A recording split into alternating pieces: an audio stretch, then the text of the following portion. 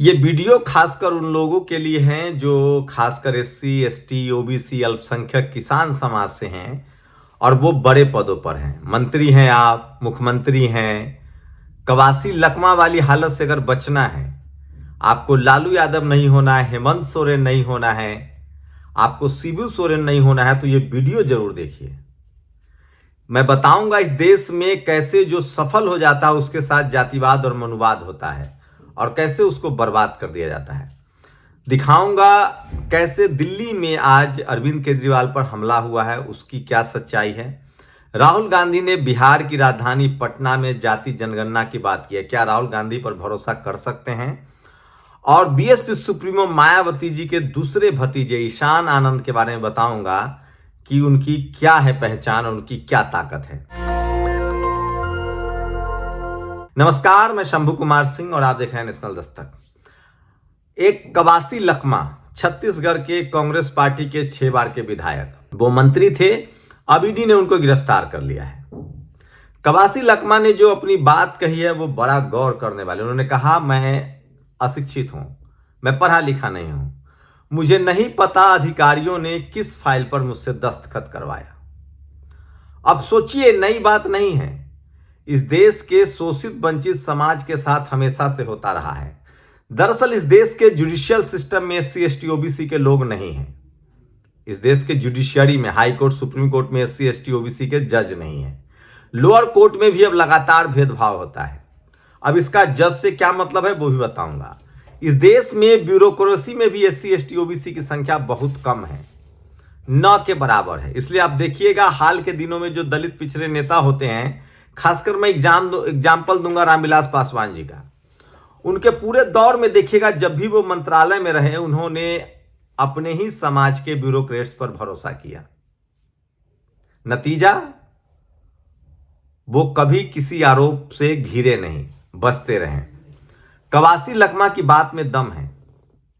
इस देश के एससी, एसटी, ओबीसी नेताओं की सबसे बड़ी प्रॉब्लम है, जब वो मंत्री होते हैं, जब वो विधायक बन जाते हैं, जब वो मुख्यमंत्री बन जाते हैं, तो जातिवादी मनुवादी सोच वाले अधिकारी कर्मचारियों से घिर जाते हैं और उसके बाद खेल शुरू हो जाता है। और नतीजा क्या होता है, जब सत्ता उनके हाथ से जा रही होती है तो वो जांच के घेरे में आ जाते हैं और फिर जेल में जिंदगी बितानी पड़ती है। दरअसल वो पहली पीढ़ी के होते हैं। अब हम लोग कोई सीए के परिवार में पैदा हुए नहीं, हमारे बाप दादा का कोई बिजनेस था नहीं, तो शुरुआती कुछ गलतियां भी हो सकती हैं कि हो जाए, लेकिन गलती नहीं भी हो तो क्या आपसे गलती करवाया जाता है? पॉलिटिकल सिस्टम में तो यही है। मैं बार बार कह रहा हूं, अब जातिवाद उनके साथ नहीं हो रहा है जो अपने जातीय पेशे में है। जैसे आप किसान हैं, आप मजदूर हैं, आप ठेला वाले हैं, रिक्शा वाले से मैं सब्जी बेचता हूं, तो कोई जातिवादी मनुवादी सोच का आदमी सब्जी बेच रहा है मेरे बगल में, लेकिन वो मेरा कुछ नहीं बिगाड़ सकता क्योंकि उसके बस में मैं कुछ है नहीं। कोई ठेला चालक है, कोई ड्राइवर है, वो नहीं कुछ बिगाड़ पाएगा आपका। अब आप ड्राइवरी करते हैं, आप मजदूर हैं, तो मजदूर तो चाहिए, तो आपका मनुवाद क्या करेगा? मनुवाद उन पर अब लागू होता है, उनको हार्म करता है। मनुवाद उनको शिकार बनाता है जो आईएएस बनते हैं, आईपीएस बनते हैं, मंत्री बनते हैं, मुख्यमंत्री बनते हैं। अब सोचिए, जो जातिवादी मनुवादी लोग आपको चपरासी नहीं बनने देना चाहते हैं, जब आप मंत्री बन जाएंगे और वो आपके नीचे काम कर रहा है, तो सोचिए वो क्या क्या करेगा। एक एग्जाम्पल बता रहा हूं, एक डीएम थे कोई एससी समाज के, उनका कोई चपरासी था, उसके दिमाग में मनुवाद था, वो जूठा पानी पिलाता था, उस पानी में थूक देता था। सोचिए। तो मैं इसलिए कह रहा हूं, कवासी लकमा के साथ जो हुआ है वो इस देश के बहुजन नेताओं के साथ होता रहा है, क्योंकि जो जातिवादी मनुवादी सोच के जो अधिकारी होते हैं या आपके चाटुकार होते हैं, वो आपके खिलाफ षड्यंत्र करते हैं, खुद भी माल पीटते हैं और आपको फंसवा देते हैं। और जब सत्ता आपके हाथ से निकलती है तो आप जेल के सलाखों के पीछे होते हैं, क्योंकि कुछ ना कुछ लूप होल्स आप छोड़ देते हैं। राहुल गांधी के साथ ये नहीं हो सकता है, क्योंकि राहुल गांधी बहुत, एक तो वो गैर सवर्ण नहीं है और दूसरा वो इसमें एहतियात बरतते हैं। तो लालू यादव के साथ जो हुआ, हेमंत सोरेन के साथ जो अभी हुआ, उनके पिता के साथ जो हुआ, सोचिए। तो हेमंत सोरेन हो या शिबू सोरेन हो या जो कवासी लकमा है, ये जो हो रहा है इसकी वजह है कि आप जब तक सजग नहीं रहेंगे और जातिवादी मनुवादी सोच वाले लोगों से दूर नहीं रहेंगे तो आपको ये झेलना पड़ेगा। आप आईएएस हैं, कलेक्टर हैं, एमएलए हैं, एमपी है, जब आप सफल हो जाएंगे तब जातिवाद आपका पीछा करेगा, क्योंकि आपकी जाति बनाई गई थी। आपको जाति का काम करना था, लोहे का, चमड़े का, खेती, भैंस, गाय, मजदूरी, ठेला, रिक्शा। लेकिन संविधान ने आपको अधिकार दिया, आप आईएएस, कलेक्टर, मंत्री, सीएम बन गए। लेकिन सोचिए, अगर आप जातिवादी मनुवादी सोच के अधिकारी रखेंगे, कर्म आपके साथ वो रहेंगे, तो आपकी क्या हालत होगी? वही होगी जो कवासी लखमा का हो रहा है, जो हेमंत सोरेन, शिबू सोरेन, लालू प्रसाद यादव का हुआ। अब इससे बचने का क्या उपाय? इससे बचने का उपाय है कि जातिवादी मनुवादी वाले सोच से दूर रहिए और सचेत रहिए, नहीं तो देर सवेर आपको फंसाया जाएगा। सोचिए क्यों?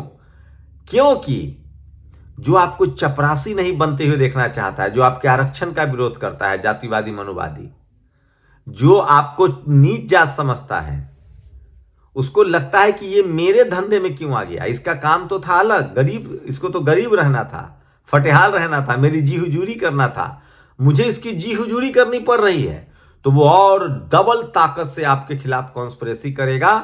और जातिवाद मनुवाद साम दाम दंड भेद आपसे नहीं जीता तो आपके कद्दू काट लेंगे, आपके पेट पर लात मारेंगे। अब जुडिशियरी से इसका क्या संबंध है? क्योंकि वहां आपके लोग हैं नहीं। अब जुडिशियरी में जो जातिवादी मनुवादी सोच के लोग बैठे हुए हैं वो आपको उल्टा टांग देंगे। लालू यादव के मामले में सर्वविदित है। इस देश में आज तक हाई कोर्ट, सुप्रीम कोर्ट से, जुडिशियल सिस्टम से एक भी एससी एसटी ओबीसी के पक्ष में फैसला नहीं आया है। उसके बाद का काम करेगा जातिवादी मनुवादी सोच वाला पत्रकार, वो आपका कैरेक्टर असैसिनेशन करेगा। नेता हैं, अभिनेता हैं, बड़े पद पर हैं, तो आपको ऐसे प्रोपगेट करेगा जैसे दुनिया के सबसे बड़े भ्रष्ट है। आपको कोर्ट भले सजा ना दे, हो सकता है कोर्ट में, हो सकता है कि आप बच जाए, लेकिन ये जातिवादी मनुवादी पत्रकार आपको बर्बाद कर देगा। तो सावधान रहिए और किसी भी तरह के जातिवादी मनुवादी वाले सोच के लोगों से सावधान रहना पड़ेगा। और ये खासकर दलित, पिछड़े, आदिवासी, अल्पसंख्यक, किसानों के लिए बहुत जरूरी है। अब आप कहेंगे कि जातिवादी मनुवादी लोगों से सचेत कैसे रहें? तो जातिवादी मनुवादी लोगों की एक ही पहचान है, जाति के नाम पर अपने आप को श्रेष्ठ कहना, धर्म के नाम पर अपने आप को श्रेष्ठ कहना। वो पता चल जाता है जातिवाद मनुवाद। लेकिन मैं फिर कह रहा हूं, जातिवाद मनुवाद बहुत रीढ़ विहीन होता है, जो आपकी चापलूसी करे, जो आपकी हां में हां मिलाए। आप जातिवादी मनुवादियों की एक पहचान है, आप पावरफुल पद पर हैं और जातिवादी मनुवादी सोच के आदमी आपसे नीचे है, तो उसकी पहचान कैसे कीजिए? आप बोलिए कि रात है अभी और दिन हो रहा हो, और वो कह देगा कि हाँ रात है, तो समझ जाइए आपको फंसाएगा। जो आपकी चापलूसी करे, जो आपको वाहवाही करे, समझिए कि आपको गर्त में डालेगा। अगर जो सही होगा, आपका भला चाहता होगा, वो कभी आपकी वाहवाही और चापलूसी नहीं करेगा। वो सही को सही और गलत को गलत कहेगा। बहुजन नेता यही मात खाते हैं और इसीलिए उनका कवासी लकमा हो जाता है और जेल चले जाते हैं। दूसरी बड़ी खबर है, कहा जा रहा है दिल्ली चुनाव सरगर्मी में है। 5 फरवरी को वोट डाले जाएंगे, 8 फरवरी को नतीजे होंगे। अरविंद केजरीवाल पर कहा जा रहा है कि फिर से हमले की कोशिश हुई है, उनकी गाड़ी पर पत्थर फेंका गया है। तो सोचिए, अरविंद केजरीवाल भी पूरी तरह से साम दाम दंड भेद अपना रहे हैं, मुस्तैदी से चुनाव लड़ रहे हैं, और ये सबसे बड़ी खबर है आज की। वहीं दूसरी बड़ी खबर है, राहुल गांधी ने सोशल जस्टिस के मतलब धरती, जब भारत रत्न जननायक कर्पूरी ठाकुर की धरती, जगदेव बाबू की धरती, बुद्ध की धरती, मौर्य वंश की धरती पटना में कहा कि हम जाति जनगणना करवाएंगे। जाति जनगणना एक्सरे है और 50% रिजर्वेशन पर जो कैप है उसको भी हटाएंगे। लेकिन राहुल गांधी का मैंने भाषण सुना, मैं पटना में था, तो लेकिन वो बोल तो रहे हैं media, judiciary, college, university, bureaucracy, business में, लेकिन वो कॉलेजियम सिस्टम के खिलाफ नहीं बोल रहे। तो जब तक सोचिए एससी एसटी ओबीसी के अधिकार देने की जैसी कोई सरकार कोशिश करती है, चाहे बीजेपी हो, चाहे कांग्रेस हो, चाहे कोई सरकार हो। बिहार सरकार ने जाति जनगणना कराई, रिजर्वेशन का कोटा बढ़ाया, कोर्ट से रुक गया। मध्य प्रदेश, तमाम राज्यों में, राजस्थान, जहां जहां 27% भी रिजर्वेशन लागू नहीं हुआ, कोर्ट से रुक जाता है। तो जब तक कॉलेजियम सिस्टम नहीं हटेगा और जब तक एससी एसटी ओबीसी की भागीदारी जुडिशियल सिस्टम में नहीं होगी, फिलहाल आपको संवैधानिक अधिकार मिलने से संभव नहीं है। लेकिन एक बात है कि अब कम से कम एससी एसटी ओबीसी का डिस्कोर्स शुरू हो गया है और तमाम पार्टी को लगता है कि बीजेपी के अलावा तमाम दलों को लगता है कि अब सवर्ण वोटर जो है वो बीजेपी के साथ है, इसलिए SC ST OBC के साथ काम करना चाहिए। और अंतिम खबर है बीएसपी सुप्रीमो मायावती जी के दूसरे भतीजे ईशान किशन की। सोचिए मनुवादी जातिवादी मीडिया कैसे बदनाम कर रहा है। सोचिए बीएसपी सुप्रीमो के दो भतीजे आकाश आनंद जो अभी पॉलिटिकल डेब्यू कर चुके हैं और ईशान आनंद, इनको बहन जी ने कोई संसद राज्यसभा नहीं भेज दिया है। इनको सड़कों पर आकाश आनंद संघर्ष कर रहे हैं, उनको सोशल जस्टिस समझाया जा रहा है, वो सड़कों पर घूम रहे हैं, कार्यकर्ताओं से मिल रहे हैं। इनके छोटे भाई हैं ईशान किशन, कहा जा रहा है कि इन्होंने अंग्रेजी स्कूल में पढ़ाई की है, उसके बाद लंदन से इन्होंने LLB की है और शार्प माइंडेड हैं और एनालिसिस करने की क्षमता है इनमें, और फिलहाल कॉरपोरेट को भी बहुत करीब से देख रहे हैं। तो चलिए सोचिए बहुजन समाज के दूसरी पीढ़ी के लोग भी आए सत्ता में, अच्छी बात है, सत्ता में संघर्ष करें, लेकिन मैं फिर कह रहा हूं बहुजन समाज के दूसरी पीढ़ी को भी कवासी लकमा नहीं बनना है, तो जातिवादी मनुवादियों से सावधान रहिए। अपनी राय जरूर दीजिए, शुक्रिया। नेशनल दस्तक की आपसे गुजारिश है कि अगर इसको बचाना चाहते हैं तो नेशनल दस्तक को सब्सक्राइब करने के लिए रेड कलर के सब्सक्राइब बटन को दबाएं, फिर बेल आइकन की घंटी दबाएं। नेशनल दस्तक को बचाने के लिए बहुत जरूरी है कि हर खबर को शेयर करें, लाइक करें, कमेंट जरूर करें।